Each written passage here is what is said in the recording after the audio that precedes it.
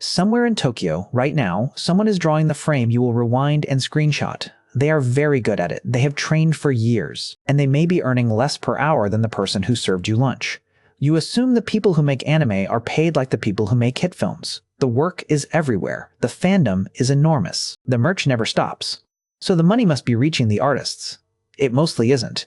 To understand why, you have to stop looking at the screen and start looking at who actually owns the thing on it. Because the animator does not own the anime, a committee does.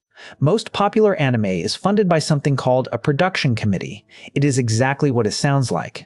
A group of companies that each put money in. The publisher of the manga, a toy maker, a record label, a broadcaster, a streaming platform. Each one pays in. And in return, each one takes a slice of everything the show ever earns. Why do it this way? Because anime is a gamble. Most shows do not become hits, so no single company wants to risk all the money alone. They spread the risk. 5 companies each put in a fifth, and if the show flops, no one is ruined. It is a clever way to fund something risky. It is also a machine for keeping the artist out of the profits. Picture a pie.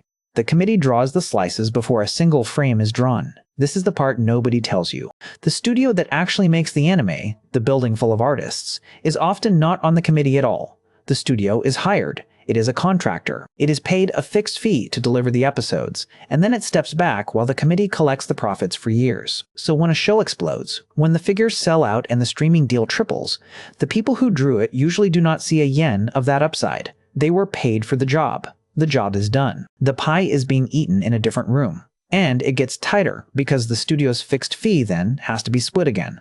Out of that fee, the studio pays rent, it pays equipment, it pays the senior staff, the directors, the schedule.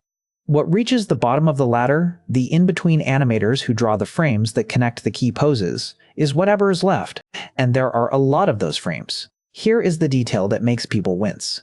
For decades, the most repeated story is that junior animators are paid per drawing, not per hour, per finished frame. So if a frame is hard, you are not paid more. You are simply paid slower. A beautiful, complicated cut, the kind you would rewind, can earn the artist less than a simple one, because it eats the hours a piece rate doesn't count. The better the work, often, the worse the wage. Now stack on the last weight. Demand is exploding. Streaming wants more anime every year, faster, sharper, longer. But the committee structure did not change to match it. The fee model did not change. The piece rate did not change.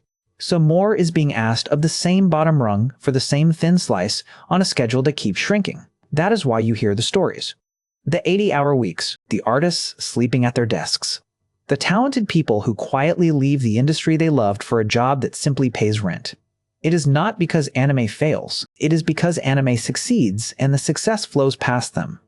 Now think about the last show you binged. You did not just watch it. You fed it. You streamed it. You bought the figure. You wore the shirt. You told a friend. Every one of those was money poured into the top of the pie. And you probably assumed it trickled down to the person holding a pencil. You couldn't see the committee. You couldn't see the contract. You couldn't see the room where the slices were drawn. Now you can. This is not a story about greed by anyone in particular. It is a structure, a pie cut before the work begins by the people who put in money rather than hours.